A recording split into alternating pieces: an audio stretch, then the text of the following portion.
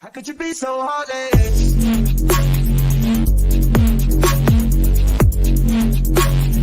No one man to have all that. I'ma take I like it. So let me ask you this. Of course, you've been doing it for so many years. You've gone through presidencies through this. Correct.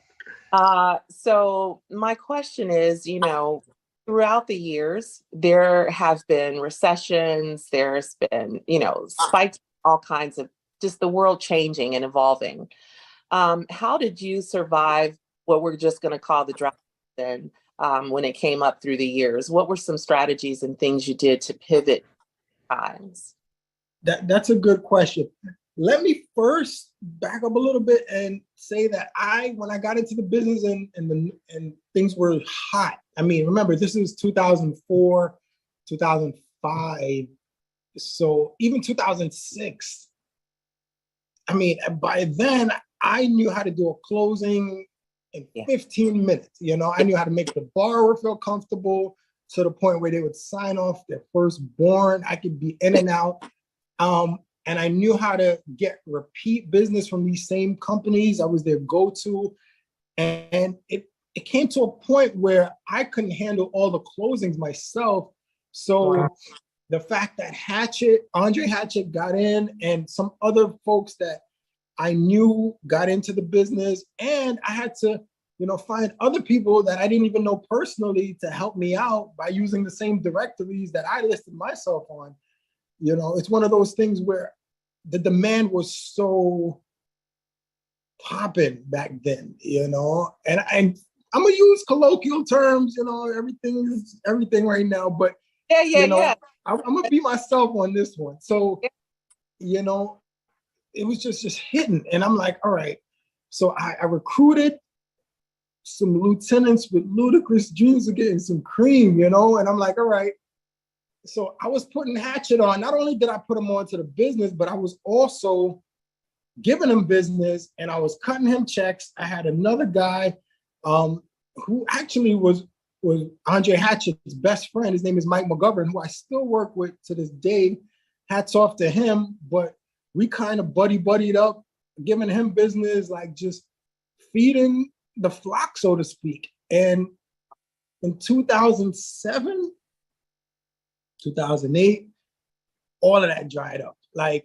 And on top of that, I had signing companies that didn't pay me for the work that I had all these other people doing. So I owe them money and I'm not getting paid. So it was like double whammy, So I'm just like, all right, I'm screwed. So I had to fall back off of everything, and I had to find a way with the little business that I was getting to pay off the notaries, because I felt like, just because I got screwed, that doesn't mean I should screw them.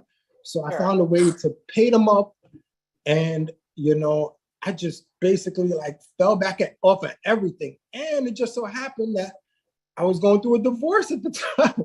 And so let me tell you, for anybody who's getting a divorce, don't do it during a recession. It's the worst possible time. So I had to move in with my aunt.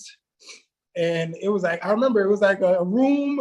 It was the size of a closet. And I was seeing my daughters every other weekend and, just trying to make ends meet. And I just had to come to terms with things that I'm like, yo, this is just not working. I still had to pay rent to my aunt, even though it wasn't a lot. I still had to make sure she got utilities. And so at that point, I decided I had to expand my offerings, and I had to do something different. So I decided that I'm going to try to advertise and see if anybody just needs a notary, just to notarize a document, like a power of attorney, just a simple document. Like, we come to you by appointment, 24/7. That was my angle. I'm like, listen, if I got to get out of my bed in the middle of the night, which I did many times, I'll go and I'll notarize it.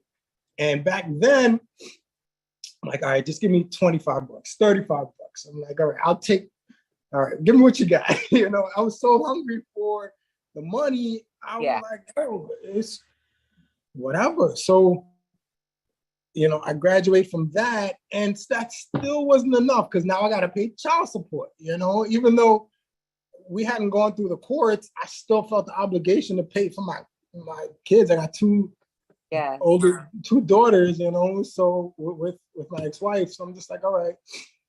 And I remember that first Christmas, I just literally had to go to the dollar store and buy like pencils and just like stuff that had Disney on it. So my daughters were like, fascinated, but I just felt so like down.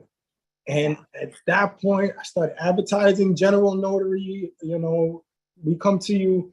And then when I was in a position I flew out to California, and I ended up getting certified in fingerprinting because I couldn't find anybody locally to train me. So I flew out there, I got trained in fingerprinting. And then I started advertising skill services. So I was a one-trick pony leading up to the recession, but after that, I vowed that I'm never going to be reliant on one source of income.